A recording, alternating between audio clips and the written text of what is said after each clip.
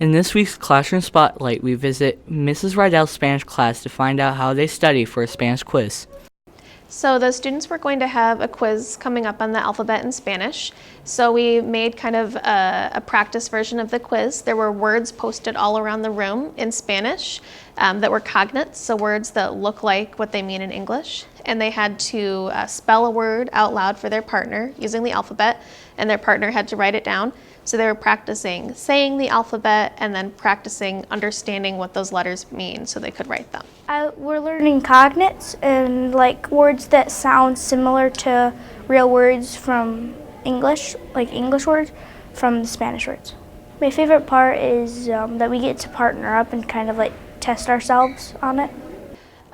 So I like to use a lot of activities where they're up and moving around so that they're interacting with each other. Since we're learning a language and that's something you use to communicate with, you try to do as many things as possible where they're actually communicating to practice their Spanish. So they were supposed to learn the Spanish alphabet so they can say those letters without having to use the song.